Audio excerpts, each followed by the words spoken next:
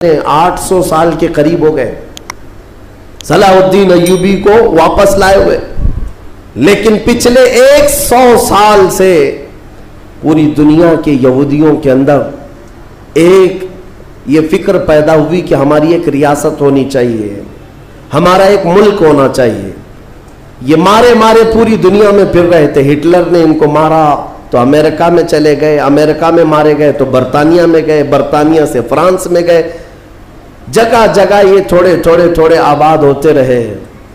और उसके बाद फिर इनके अंदर एक तहरीक पैदा हुई 18वीं सदी ईस्वी में कि तुम्हारी अपनी एक रियासत होनी चाहिए। तो इनकी अपनी रियासत, इतना अपना मुल्क चाहिए कहां? वही मुकद्दस जमीन जो तुम्हारे बाप दादाओं की है, क्योंकि यहूदी याकूब अलैहिस्सलाम की औलाद में अपने आप को कहते हैं। तो उस सरजमीन पर जाने के लिए कोशिशें करते रहे, लेकिन फिलिस्तीन उस जमाने में खिलाफत इस्मानिया का हिस्सा थी, जो तुर्की के बादशाह थे।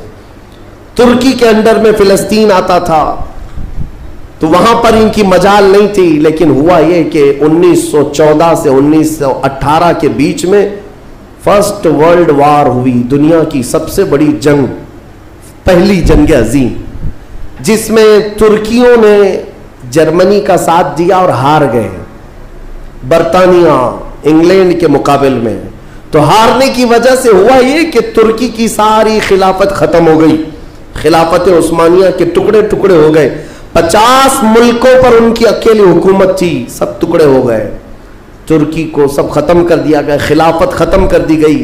ये 1920 में खिलाफत खत्म कर दी गई और फिर बर्तानिया इंग्लैंड के तसल्लुत में, उसके कब्जे में फिलिस्तीन भी आया। ये वो जमाना था जब हमारा इंडिया भी इंग्लैंड के अंडर में था, हमारा भारत भी। बर्तानिया हर मुल्क फतह करते हुए अपने अंदर लेते जा रहे थे, ये अंग्रेजों की आदत थी। तो फिलिस्तीन भी उनके अंदर में था। तो अब उन लोगों ने यहूदियों के लिए एक आम ऐलान किया, डिक्लेरेशन ऑफ बाल्फोर कहा जाता है, एक बाल्फोर एलामिया, जिसमें ऐलान किया गया कि दुनिया भर के जो भी यहूदी हैं वो हिजरत करके यहां आए, उन्हें घर दिया जाएगा। 1921 से फिर फिलिस्तीन में एक छोटी सी बस्ती में इनको बसाया गया। 4000 लोग पहले आए, 4000 लोग आए। फिर ये हिजरत का सिलसिला चलता रहा यहां तक कि 1947 में इनकी आबादी 36 लाख के करीब हो गई।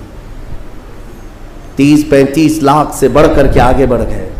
और उसके बाद फिर 1948 में इन जालिमों ने अक़वाम मुत्तहिदा यूएनए की मदद से ये ऐलान कर दिया पूरी दुनिया में कि अब ये फिलिस्तीन नहीं है, इसका आधा हिस्सा इजराइल है, यह हमारा मुल्क है।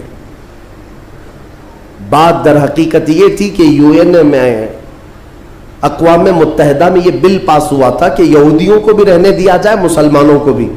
इस फिलिस्तीन के 2 टुकड़े किए जाएंगे, एक मुसलमान फिलिस्तीन बनाएंगे और एक यहूदी इजराइल बनाएंगे। आज भी ये अक़वाम मुत्तहिदा यूएनए का ये बिल आज भी मौजूद है। अक़वाम मुत्तहिदा से ये बिल पास हुआ, यहूदी तो मान गए, लेकिन पूरे अरब के मुसलमान इसके खिलाफ थे कि अरबों के बीचों बीच एक यहूदी रियासत कैसे कायम हो सकती है? ये हमारा मुकद्दस मामला है, मुकद्दस सरजमीन से हमारा ताल्लुक है।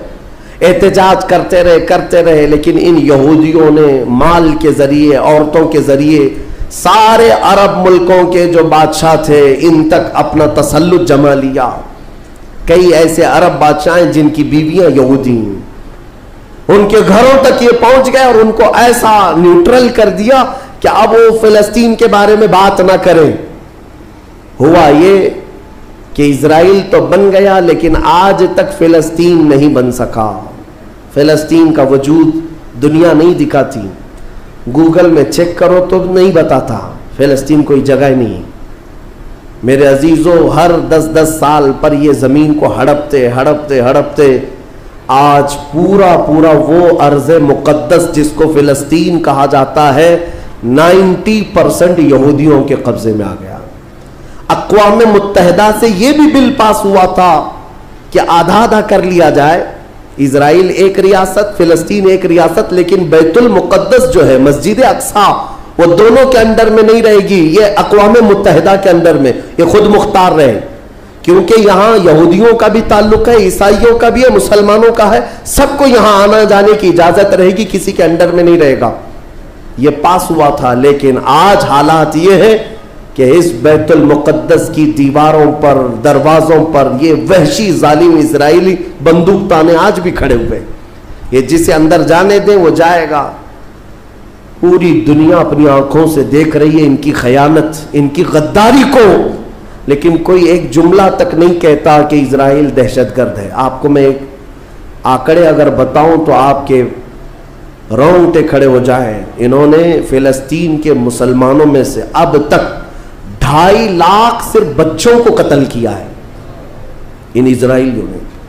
आज भी ये डेटा मौजूद है, इंटरनेट पे मौजूद है, बड़ी बड़ी वेबसाइट्स है, उन्होंने शो किया। अक़वाम मुत्तहिदा की भी रिपोर्ट मौजूद है कि फिलिस्तीन के कितने मारे गए। इन दोनों की जंग में 24 लोग अगर मारे जाते हैं तो 23 फिलिस्तीनी होते हैं, एक इजराइली होता है। फिर भी दहशतगर्द फिलिस्तीन है, आतंकवाद फिलिस्तीन है। मेरे अजीजों, ये दुनिया जो दोहरा खेल खेल रही है, इसको कौन बताएगा आखिर? वहां जुमा की नमाज पढ़ने के लिए मोमिनीन आज भी जाते हैं, उन पर गोलियां बरसा दी जाती हैं, लेकिन उन जियाले मुसलमानों को हजारों सलाम जो तलवारों के साए में भी मेरे मौला की इबादत खुशू खुजू से करते। मैं खुद गया और देखा हूं, छोटे छोटे से बच्चे, 6 साल के, 8 साल के बच्चे मिलने के लिए आते हैं और ये पूरे असलहे में लेस फौजी खड़े रहते हैं। छोटा सा बच्चा उनकी गन को यूं घुमाता है और मस्जिद में अंदर आता है। ऐसा लगता है जैसे वो खिलौने को पकड़ रहा है। मेरे अजीजों, ये भी हदीस पाक के जरिए से मैं बताता हूं। मेरे आका सल्लल्लाहु अलैहि वसल्लम फरमाते हैं, मेरी उम्मत का एक हिस्सा कयामत तक बातिल से लड़ता रहेगा, कयामत तक बातिल से लड़ता रहेगा, और उनकी मुखालिफत करने वालों का उन पर कुछ भी असर नहीं होगा, और दुनिया में कोई बला भी फैले तो इस जमात पर कुछ असर नहीं होगा। साहबा ने पूछा, या रसूल अल्लाह, आपकी उम्मत का वो हिस्सा कौन है? मेरे आका फरमाते, बैतुल मुक़द्दस के आसपास रहने वाले मोमिनीन की जमात है। उनकी फजीलत में मेरे आका ने फरमाया क़यामत तक लड़ते रहेंगे, क़यामत तक, और उनकी खिलाफ करने वालों का उन पर कुछ भी असर नहीं होगा। और हम देख रहे हैं, अरे बड़ी बड़ी इमारतें एक बम से गिरा दिया, दूसरे दिन उनके आसपास इनकी गाड़ियां भी चल रही हैं, दुकानें भी चल रही हैं, बाजार भी चल रहा है। कल रात को फायरिंग हुई, 50 लोग बैतुल मुक़द्दस से उठा करके लाशें ले गए। दूसरे दिन जा करके देखे तो असर के बाद औरतें अपने बच्चों के साथ रोटियां, सैंडविच खाती हुई बैठी हुई हैं। मतलब यह है कि न मौत का उनके अंदर खौफ है, न जालिमों के तसल्लुत का डर है। हाँ, ये भी अल्लाह ताला की तरफ से होता है कि मौला जब किसी का दिल कुशादा करे तो बड़े बड़े पहाड़ों से भी उन्हें डर नहीं लगता। और एक हदीस मेरे आका सल्लल्लाहु अलैहि वसल्लम ने फरमाया कि सय्यिदुल बुक़ाई बैतुल मक़दिस, सय्यिदु सखरति सखरतु बैतुल मक़दिस। हुजूर ने फरमाया, पूरी रुए जमीन का सरदार जो हिस्सा है वो बैतुल मुक़द्दस का हिस्सा, सरदार हिस्सा। और गुंबदों में अगर सरदार गुंबद है तो बैतुल मुक़द्दस का गुंबद है, ये मेरे आका ने फरमाया। और हुजूर फरमाते हैं, तुम देखना कि आखिर जमाने में सारे लोग उस जमीन की तरफ हिजरत कर जाएंगे। जब ऐसी हिजरत का वक्त आ जाए, हुजूर फरमाते हैं, फलज़महुम, तुम लाजिम पकड़ लेना, उस जमात के साथ चले जाना, क्योंकि खैर पूरी दुनिया में सिर्फ वही होगा और कहीं नहीं होगा। और आज जो हालात देख रहे हैं ना, यहूदियों का तसल्लुत है, उनका कब्जा है। मेरे अजीजों, चंद दिनों की बात है, मैं कुरान से और हदीस से, वक्त होता तो वो आज, चूंकि ये जुम्मतुल विदा है और यौम कुद्स के नाम से पूरी दुनिया आज मना रही है, इसलिए मैंने तुम्हारे सामने ये बातें रखी हैं। बैतुल मुक़द्दस क्या है? बैतुल मुक़द्दस के बारे में मेरे आका सल्लल्लाहु अलैहि वसल्लम ने फरमाया, यह हमेशा भी यहूदियों के तसल्लुत में नहीं जाएगा। यह मेरा यकीन है, दुनिया टल सकती है मगर मेरे मुस्तफा का फरमान नहीं टलेगा। मेरे आका ने अगर फरमाया है तो वो होकर रहेगा। हुजूर फरमाते हैं, खुरासान से एक जमात आएगी, खुरासान से। खुरासान या अफगानिस्तान और ईरान का कुछ हिस्सा है, जिसको पुराने जमाने में खुरासान कहा जाता था। मेरे आका फरमाते खुरासान से काले झंडे लेकर के एक जमात निकलेगी और वो इतनी तेजी से बढ़ती हुई बैतुल मुकद्दस की तरफ आएगी कि दुनिया की कोई हुकूमत और कोई ताकत उनका रास्ता नहीं रोक सकेगी, और वो झंडे सीधे लाकर बैतुल मुकद्दस पर गाड़ देंगे।